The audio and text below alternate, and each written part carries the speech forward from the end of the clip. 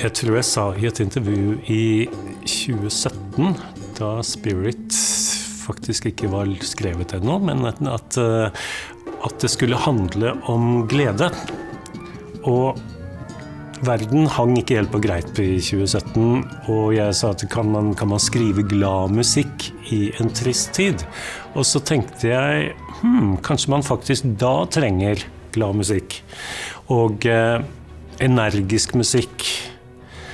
Og ja, så har det gått noen år siden det da, siden 2017, og det vel ikke, henger ikke noe særlig mer på greipen enn da, snarere tvert imot. Jeg synes at det veldig lett å bli nedfor I disse tidene. I think for every orchestra which comes from a particular country to play its contemporary composers and living composers. It's a mission. It's a very important part of the orchestra's life, and I'm very glad that one of the I think most important Norwegian composers of our time, Rolf Wallin, is in spotlight in this CD production. We have not only one, not even two, but three different soloists, two of them very unusual for such a conservative format of solo concerto. Sheng, famous Eastern instrument, beautifully played by Wei Wu. Bass guitar, Ida Nielsen. They both are people with strong personalities. Their everyday job is not to play with the symphony orchestras, just because there is not so much repertoire for this kind of combinations. And our third soloist, last but not least, I might say, is Elberg Humsing, Norwegian violinist, who learned this piece specially for this recording. So big respect, because it's a very difficult piece. Det en helt sånn fascinerende, utrolig verden å dykke inn I.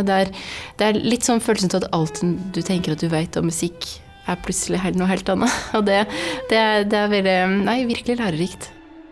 Det en utfordring å spille. Det utrolig virtuost skrevet. Men samtidig så det veldig ekspressivt.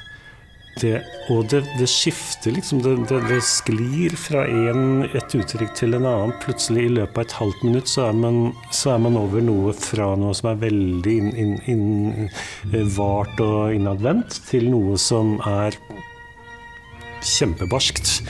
Og å få til alle de overgangene, det ikke lett, men det har hun faktisk veldig, veldig godt fått til. Rolf helt fantastisk jobb, men han jo en utrolig fin person, og så det så utrolig artig å få innblikk I hans musikalske verden. Da han først forklarte med meningen bak stykket, og at han tar utgangspunkt I forskjellige, eller I en spesifikk matematisk formel som han har tvistet og rurt på, og det bildet han så for seg.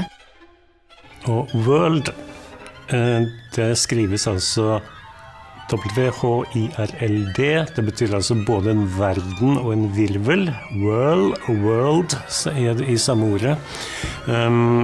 Det går litt tilbake, jeg tror vi litt sånn tilbake I buddhisme her nå, altså bare egentlig den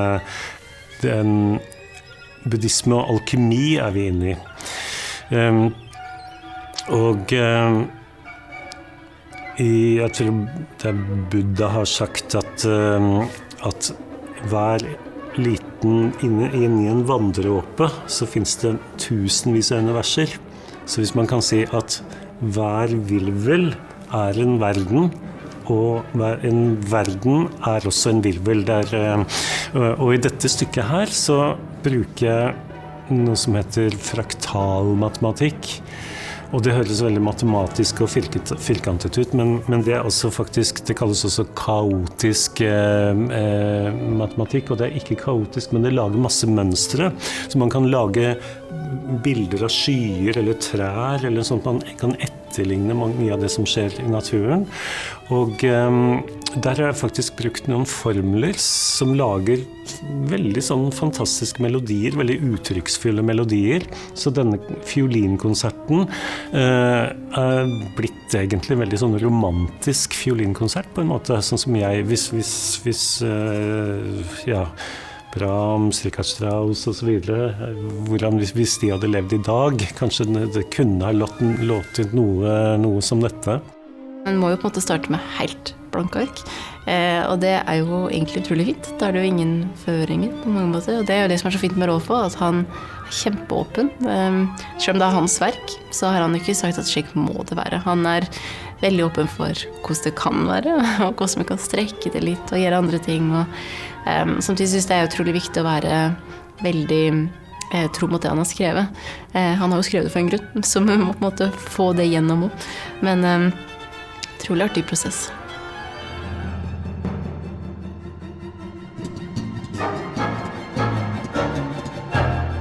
Ved nesten et tilfeldighet så kom jeg over et lite kutt med Ida Nilsen. Jeg visste at hun var bassisten i det siste bandet til Prince, men det var et sånt lite klipp hvor hun spiller noen helt fantastiske ting, og så begynner hun å le etterpå. Og det var starten til at vi spolet henne opp, og så spurte om hun ville få et stykke skrevet for seg. Working with Rolf Wallin has been really great. It's been fun. He's a very sweet guy, fun, and a fantastic composer. So it's been quite brilliant, and yeah, we had a lot of fun during the process. So I'm happy it came together.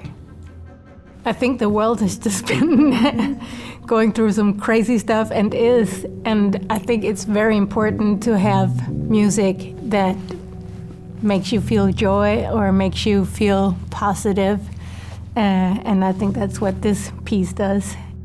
Og det å jobbe sammen med henne, og så finne noe. Jeg lånte jo med en bassgitar for å finne ut hva man kunne spille og ikke spille på dette her, og jobbe på et sted mellom det hun gjør og det jeg gjør. Det var veldig, veldig spennende, og hun har vært utrolig flink til å sette seg inn i min musikk. Jeg er kjempeimponert.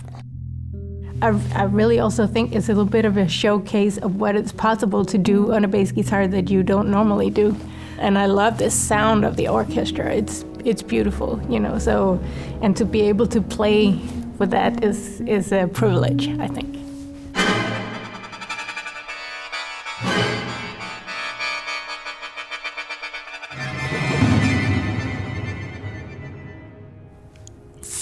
Five Seasons, konsert for Scheng orkester, ble bestilt av Stavanger Symfoniorkester og uframført i 22. Det at jeg ble spurt om å skrive for Wu Wei, en fantastisk virtuos på et veldig merkelig, men også veldig fantastisk instrument, som heter Scheng, som altså er et kinesisk munnorgel.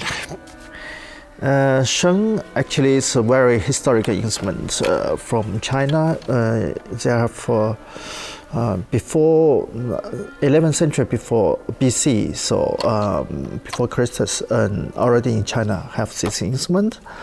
And you will see this instrument, they have a lot of bamboo tube, they have this wind chest, this is mouthpiece. Jeg forstår ikke hvordan det virker. Jeg fikk låne en Scheng av han, men hvor tone, jeg tror ikke jeg kan spille Lisa gikk til skolen på det instrumentet. It's not easy, because this instrument is very complex, so for a composer I think it's very difficult to understand what's about fingering, what's possibility. Det er også en sånn positiv energibombe å jobbe med han, og finne ut av hva man kan gjøre og ikke kan gjøre med dette instrumentet. He's a fantastic composer, fabulous and such a genius. I mean, genius about instrumentation, about all this special idea for the instrument. I think because this instrument already very special, but you need someone really have fantasy, have so creative and also not conservative. So and as we talk together, he suddenly say, I wrote a piece for Sheng. I was very, very, very excited. Jeg har veldig lenge vært veldig opptatt av taoisme, altså østlig mystisisme, kan du si det, eller østlig religion, kinesisk.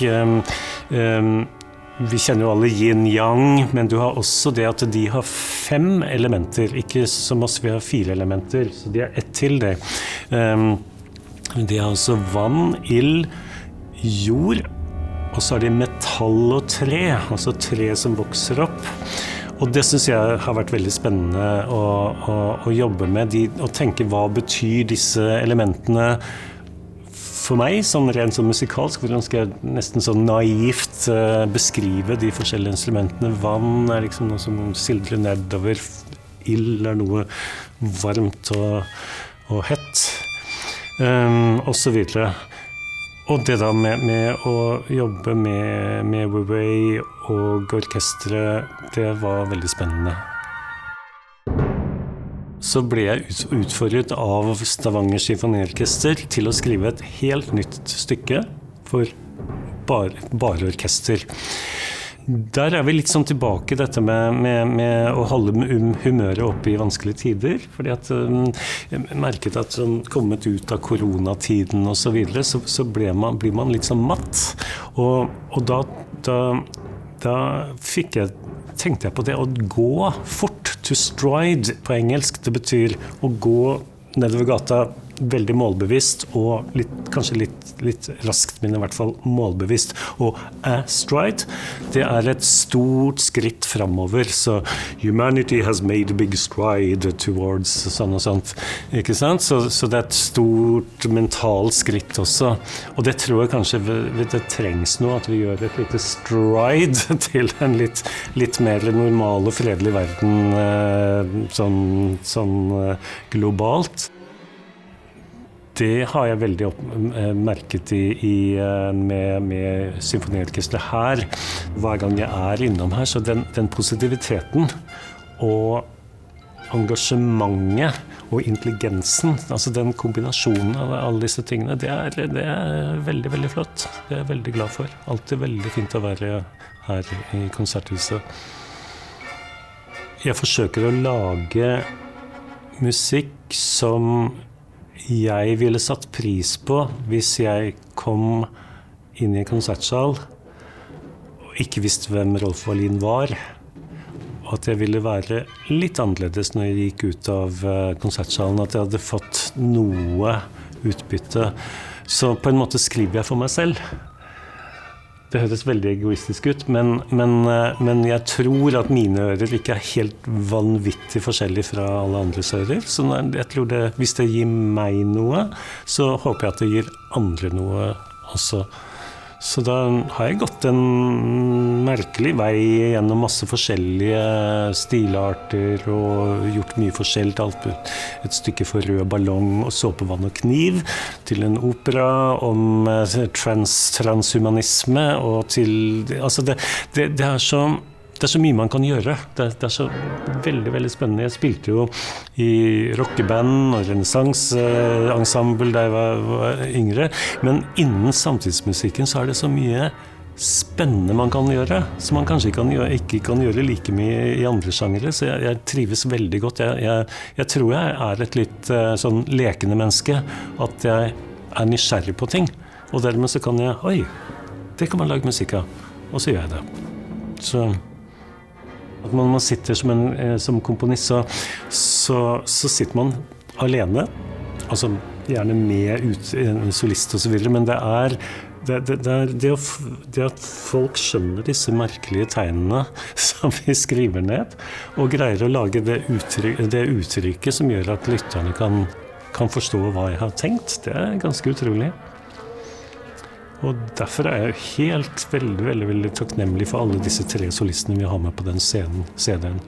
her nå. Det er virkelig, ja, virkelig takknemlig for det.